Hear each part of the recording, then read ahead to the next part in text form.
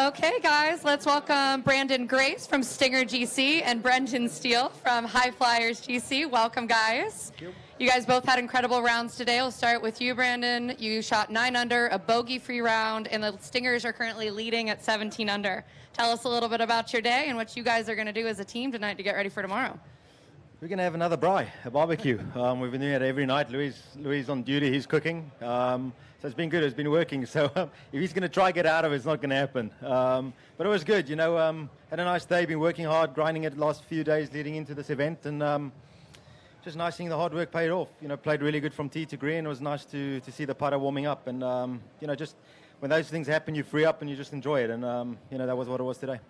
That's great. And Brenden, you shot 7 under today, had another amazing day out there. What were the crowds like? And tell us a little bit about your day. Yeah, I mean, the crowds were amazing. The energy's great. Just so exciting that that everybody showed up and is having a great time out here, because we think we have a great thing going, and I love to see people in new places come out and check it out. So really exciting to see the turnout today. That's great. I'll kick it over to Mike. Branden, you probably didn't get the results you wanted overseas. What did you work on after you got back from Singapore, and what was working today? You know, it's just hard following up a, you know, good season with this kind of season I had last year out here. Came out playing pretty nicely with the 13th, 11th, and the first couple was all right. Was a little bit iffy in Orlando, but then just kind of fall into bad habits, you know, not working. You know, I'm doing the same things, but maybe not putting as much emphasis on the things that I should be doing, you know. And just went up to Sea Island, saw my coach for a couple of days, really, you know, worked out what I needed to work on coming into these events, and, you know, just grinded the last couple of days, just trying to work on the routines, you know, not let bad things sneak into your head there and at certain times and things like that. And today was a really good day, you know, managed to keep everything the way I should have, and, you know, it's just nice hitting good shot after good shot and give yourself some opportunities, especially on a golf course like this. So you've got the lowest round ever shot in a major. Now you've got the lowest round ever shot in LIV. It's just a matter of how many records you want to break. Is that what it is? Listen, you know, this for us is majors at the moment, you know, so we'll take it. So, but it's good. It's just, you know, every time you can shoot those low numbers, you feel good, and it's nice to see the team playing well as well. So, you know, it's not just for me this week. You know, it's nice to see the guys, you know, pulling their weight, and you know, 7 shots ahead going into tomorrow is quite big, and you know, hopefully we can just keep on this momentum going. And then one last question for you on the blue ribbon, obviously wearing that for John Bland. Yeah, obviously, you know, a very good mate of mine. We live on the same golf course. Well, we lived on the same golf course, known him forever, John Bland. You know, golfing hero, a South African legend, passed away a few days ago. So, you know, just thinking about him, you know, his favorite color was blue. He supported the Blue Bulls, and, you know, we reached out to his wife that I know pretty well, and, you know, thought if there's a color ribbon, what would he have liked? And blue it is. So, you know, got the team, the caddies, the whole staff, you know, we're all thinking of him, and, you know, maybe he looked down on us today.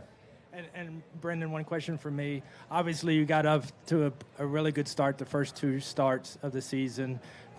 What did you kind of get back today that you hadn't had maybe the last couple of starts? Yeah, I've had some good rounds, but haven't put together 3 rounds the last couple events. Haven't been driving it as well as normal. That's normally a strength for me, and it hasn't been there, but I worked really hard on it in the off week and really hard the last few days, and it's starting to come around. Still not exactly where I want it, but I'm starting to see the shots come off the way I want them to. So iron play's been pretty good for a while, and just need to make sure I'm giving myself enough opportunities off the tee and not kind of chipping out of the trees like I was in Singapore, at least a lot.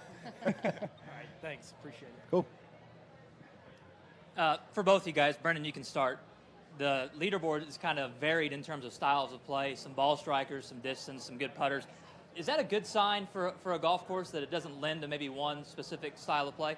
Yeah, I mean, I think that's the best compliment a course can have, is that every style of play works, and if you hit the right shots and if you play well, you're going to be up there. It's not like it's only a putting contest, or it's only a ball striking contest, or just a bomber's course or anything like that. And I think the layout here is fantastic, so I think it makes sense why you're seeing that.